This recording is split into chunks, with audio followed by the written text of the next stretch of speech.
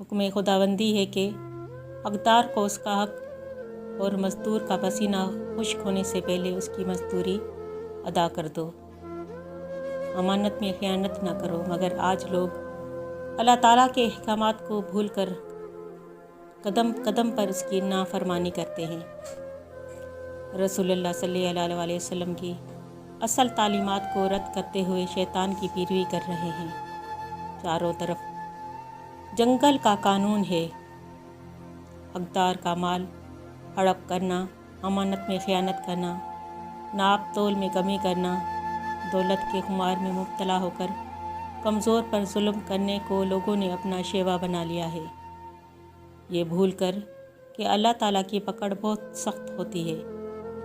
जब वो इंसाफ करने पर आता है तो दुनिया की अदालतों के तमाम कानून पस्त हो जाते हैं और वो बराबर का इंसाफ करता है। मेरी ये कहानी भी ऐसे ही एक कानून के मुतल्लिक़ है। हज़ारा डिवीज़न में वफ़ा नामे एक कस्बा है जो मुद्दतों से तालीम याफ्ता लोगों की आमाज गाह है। इन इलाकों के लोग अंग्रेज़ों के ज़माने से बहुत पहले ही तालीम याफ्ता गर्दाने जाते हैं, चूँकि उन इलाकों के लोगों की शुरू से ही अपनी रवायात थीं और ये रवायात आज भी बहुत से इलाकों में कायम दायम हैं। लिहाजा अंग्रेज़ों की आमद और तक़सीम हिंद का इन इलाकों पर कोई असर नहीं हुआ। ये लोग कभी भी किसी से दब कर न रहे और ना ही उनसे असर लिया।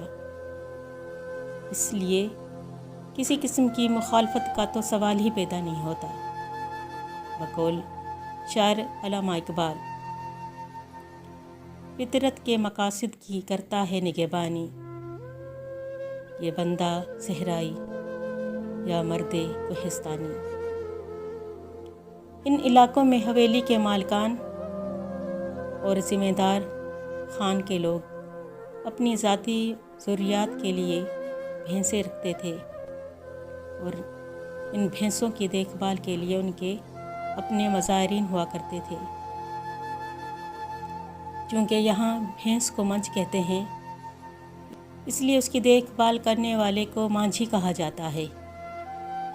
उन मज़ारिन मांझियों को हवेली वाले अपने ही ज़मीनों में कमरा बनवा कर देते थे, जिनमें वो अपनी फैमिली के साथ रहते थे और अपनी ज़ाती ज़रूरियात के लिए भेड़ बकरियां पालते थे। मेरे ख़ानदान का ताल्लुक़ भी वफ़ा के ज़मींदार घराने से था। लिहाजा हमारे बाप दादा भी हमेशा अपनी उन्हीं मखसूस रवायात के अमीन रहे थे। वफ़ा में दादा की बहुत बड़ी हवेली थी जो कि हमारे आबा व अजदाद की थी, पर दादा के ज़माने से ही हवेली के पीछे कमरे बने हुए थे जिनमें हमारे मज़ारिन रहा करते थे, भैंसों की देखभाल करते थे। उनके अलावा अपनी ज़मीनें भी थीं जिन पर हमारे मज़ारे खेती बाड़ी करते थे। यानी हमारे यहाँ हर चीज़ अपनी ज़मीनों से आती थी, इसलिए दौलत की भी फरावानी थी। हवेली के अंदर और बाहर सारा काम हमारे मज़ारिन किया करते।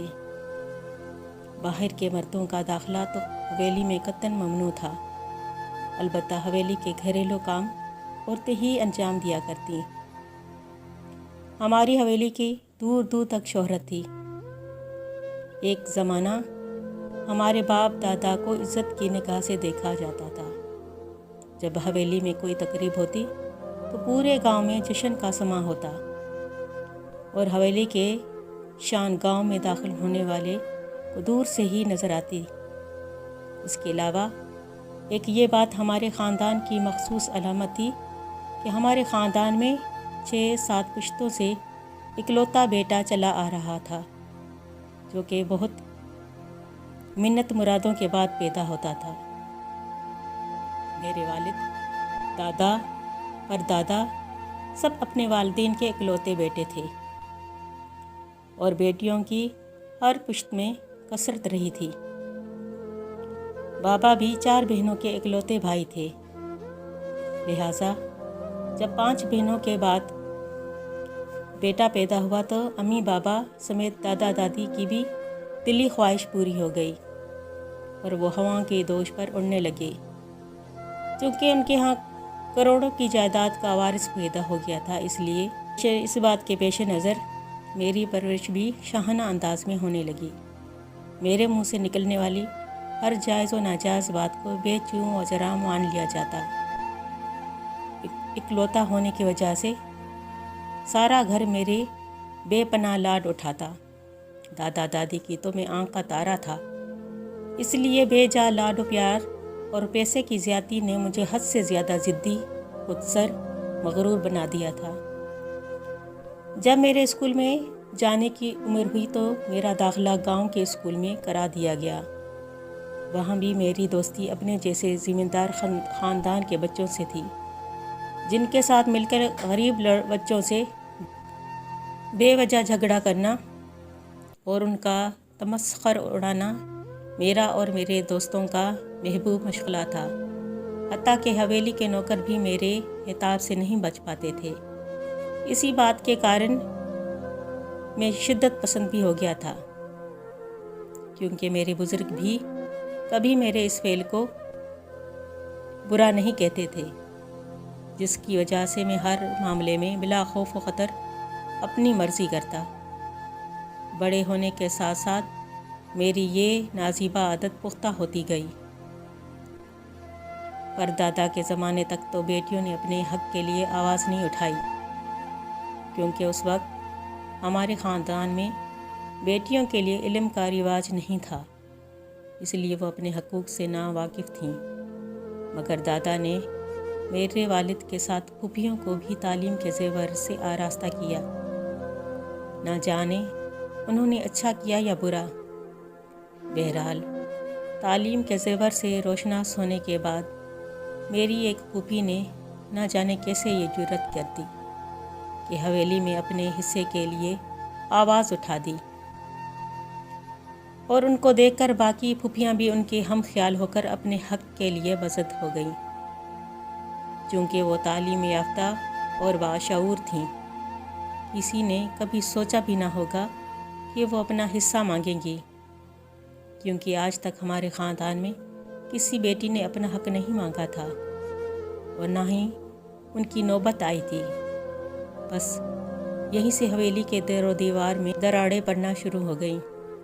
दादा और वालिद साहब किसी सूरत भी हवेली का बंटवारा नहीं करना चाहते थे। उधर फूफियाँ हम ख्याल थीं तो इधर दादा और वालिद साहब हम ख्याल थे। फूफियाँ दादा से कहती, बाबा जान, हम आपसे सिर्फ़ अपना हक़ मांग रही हैं, आप ज़्यादा ना दें, सिर्फ़ इतना दे दें कि हमारे बच्चे भी माशरे में सर उठाकर चल सकें। तब दादा कहते, मैंने तुम्हें तालीम के ज़ेवर से आस्ता किया है। यह हक़ आज तक किसी ख़ानदान में किसी बेटी को हासिल नहीं हुआ, और खुशहाल घरानों में तुम्हारी शादियां करके जहेज़ दे चुका हूँ। वही तुम्हारा हक़ था, अब किस चीज़ में अपना हक़ मांग रही हो।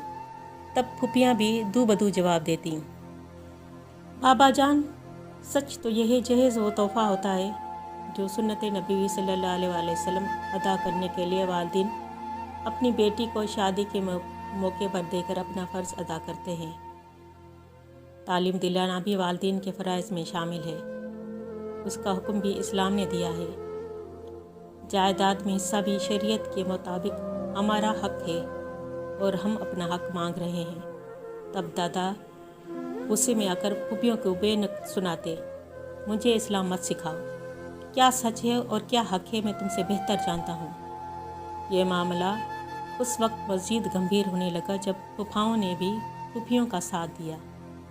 करीब ये था कि नौबत एक दूसरे का गिरेबान पकड़कर रिश्तों के एहतराम तक आ जाती, और ये फितना मज़ीद सर उठाता कि बड़ी फूफी ने सब्र और तहम्मुल का मुज़ाहरा करते हुए छोटी बहनों को समझाया कि अपना मामला अल्लाह के सुपर्द कर दिया जाए।